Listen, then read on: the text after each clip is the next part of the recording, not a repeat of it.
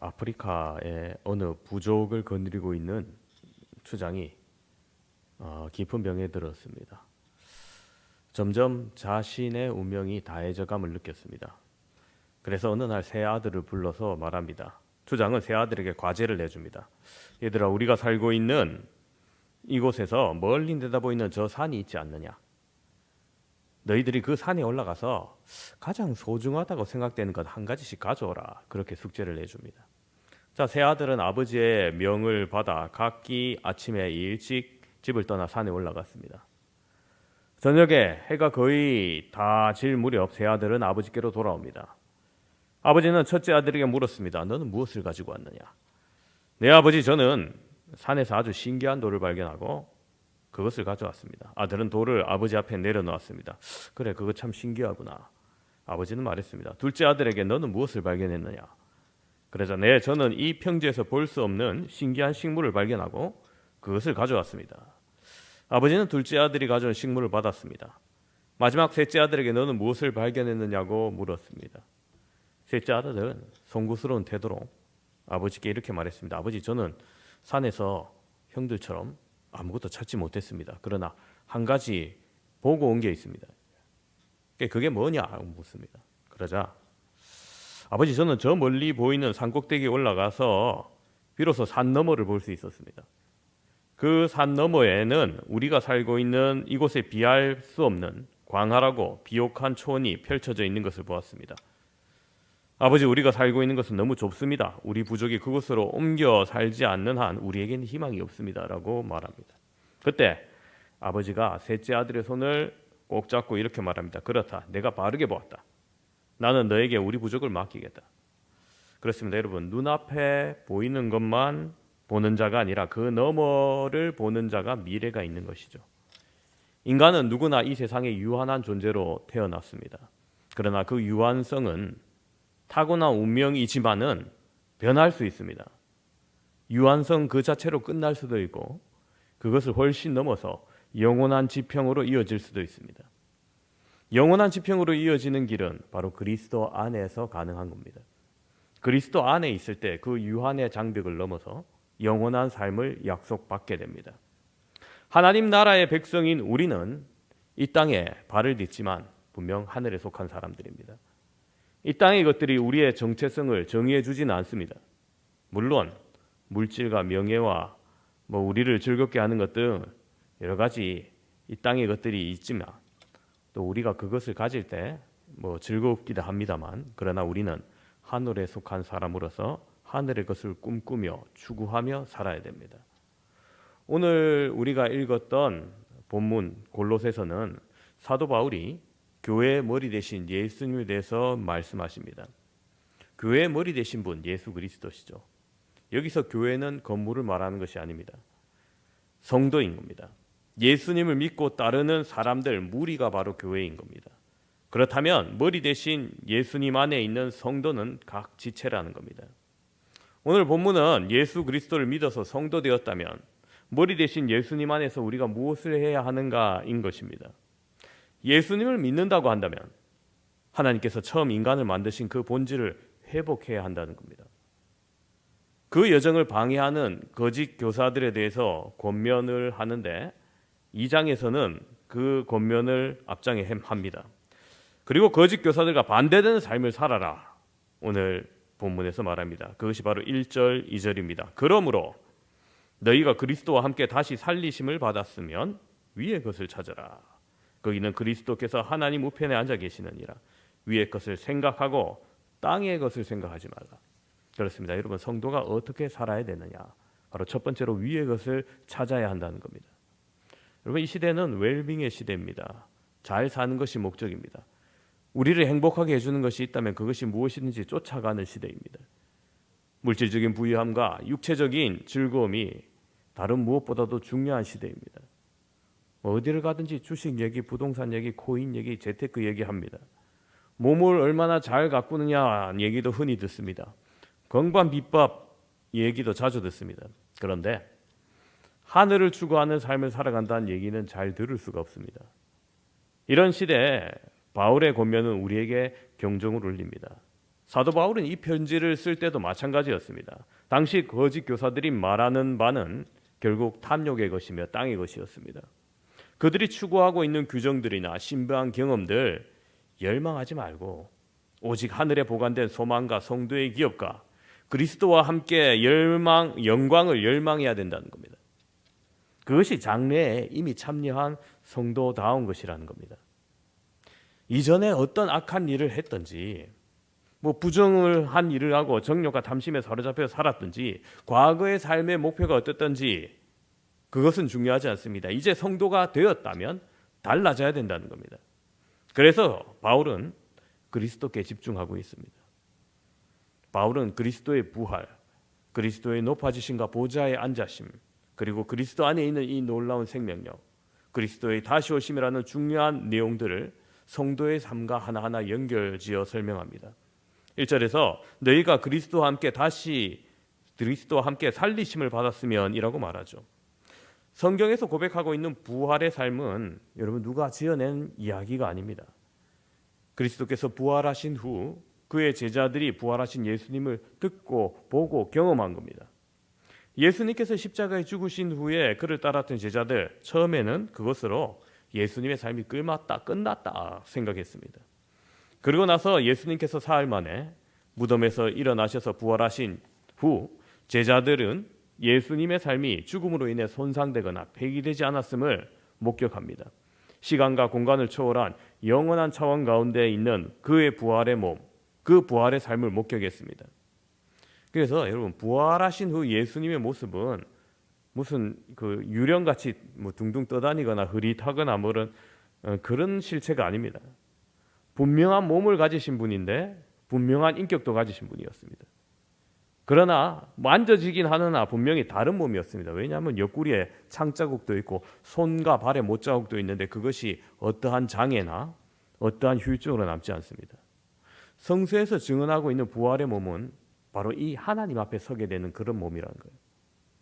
우리는 그 말대로 그리스도와 함께 일으키심을 받았습니다.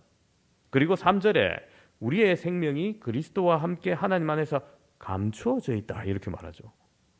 즉 그리스도는 우리 안에 있다는 겁니다. 우리의 중심이 되신다는 것을 바울은 말합니다.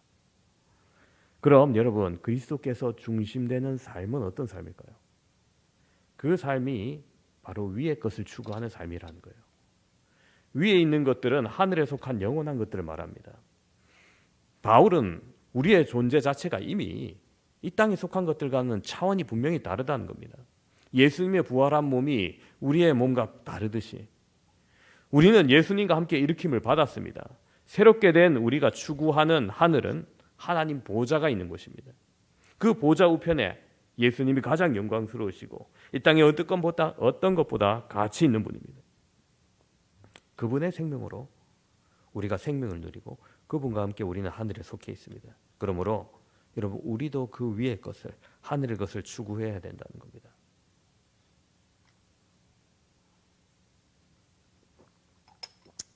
물론 여러분 이 땅에서 위의 것을 추구하는 삶은 쉽지는 않아요.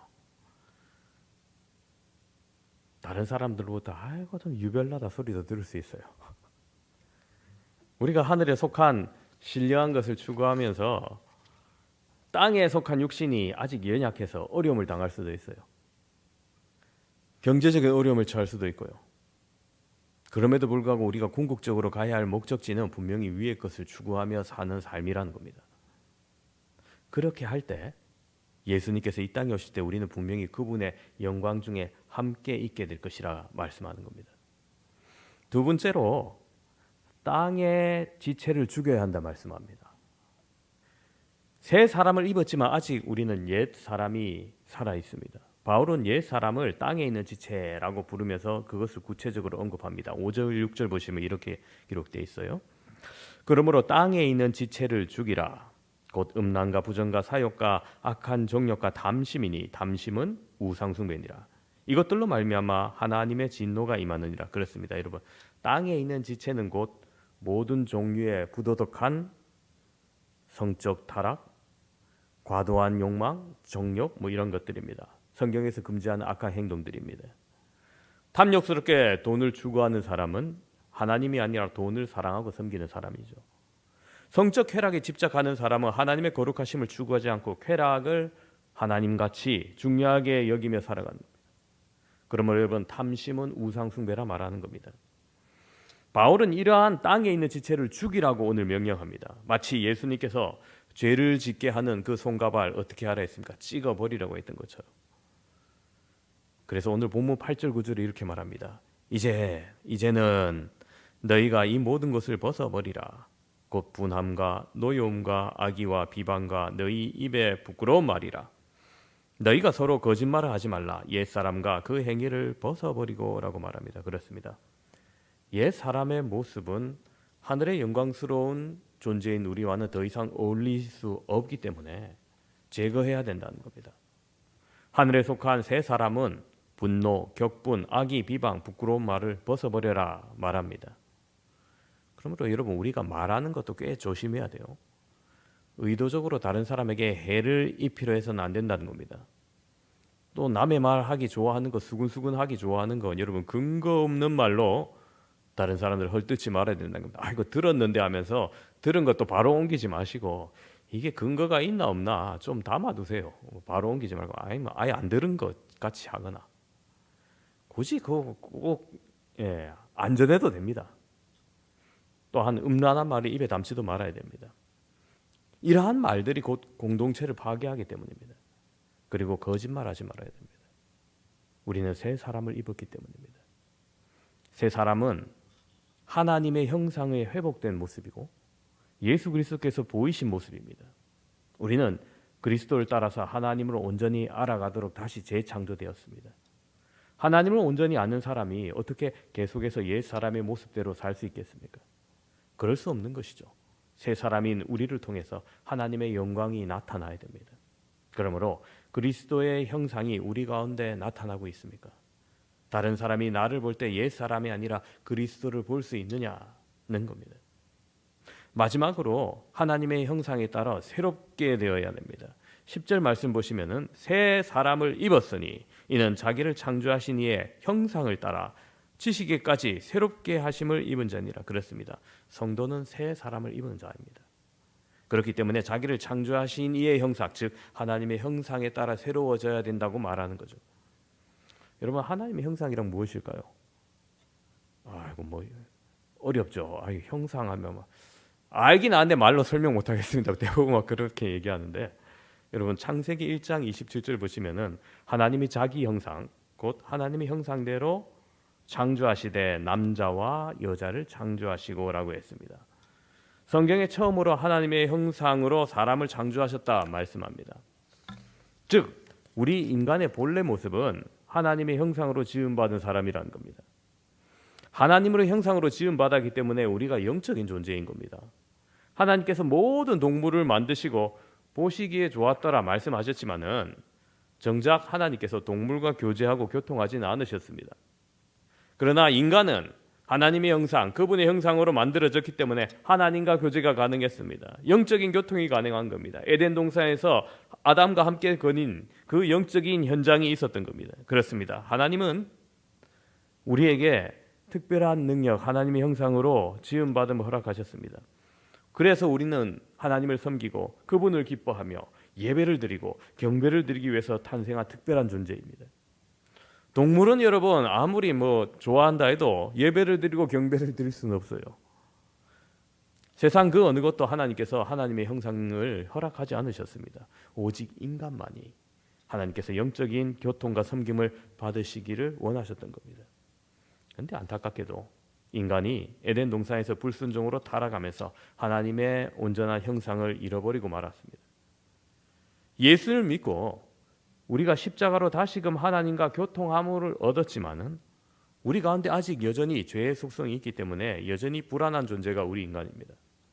그래서 하나님의 형상을 완전히 회복하는 것은 사실은 이 땅에서는 좀 불가능합니다. 우리가 마지막 날에 우리가 새 하늘과 새 땅에 창조하실 그때 비로소 온전해질 겁니다. 하지만 오늘 말씀처럼 우리는 하나님의 형상을 회복하는 것을 지금부터 시작해야 됩니다. 그때 완성된다면서요. 그때 완성되는 건 맞는데 지금부터 시작해야 된다는 거예요. 비록 우리가 평생 걸려있는 숙제를 할지라도, 평생 완료하지 못하는 숙제를 할지라도 우리는 그리스도를 통해서 새 사람이 되었다면 구원받은 성도의 목표와 숙제가 바로 하나님의 형상을 회복하는 겁니다. 하나님의 선함을 추구하라. 하나님의 정의를 따르며 하나님의 사랑과 용서하심을 본받는 겁니다. 오늘 3일 밤에 기도하러 나오신 사랑하는 성도 여러분, 그리스도인은 그리스도 안에 감춰져 있는 신비로운 생명을 다시 얻게 되었습니다. 마치 광부가 황금을 찾아낸 기쁨과 수고와 보람, 그 이상일 겁니다. 어떤 생물학자가 세미나에서 강연을 하는데 조그마한 씨앗을 집어들고 다음과 같이 설명을 합니다. 여러분, 이 씨앗 하나가 참 신비한 겁니다. 얼마든지 우리는 그 성분을 분석할 수 있습니다. 이 안에 질소가 얼마 있고 수소가 있고 탄소가 합성된 거다. 우리는 이 성분대로 씨앗을 만들 수는 있다. 그런데 우리가 만든 거 땅에 심으면은 안 자란다는 거예요. 죽어버린다는 거예요. 왜 그렇습니까? 여기 이 조그만 씨앗은 땅에 심으면 싹이 난다. 똑같은 많은 열매를 맺는다. 왜냐하면 이 안에는 진짜 생명이 있기 때문이다. 그렇습니다, 여러분. 씨 안에 감춰져 있는 생명은 설명되지 않는 것처럼 여러분, 그리스도 안에 감춰져 있는 생명도 설명할 수 없습니다. 겉보기에는 우리가 똑같을지 모르겠지만은 다른 사람이 없는 예수 그리스도의 생명을 우리는 가지고 있다는 겁니다. 끝이 다른 겁니다. 복음은 우리가 누군지 그때 말해줄 겁니다. 여러분, 어떻게 이 신분이 되었는지 말해줄 겁니다. 뭐가 잘못되었던데 이제는 어떻게 바로잡혔고 어떤 미래가 기다리는지 말해주는 겁니다.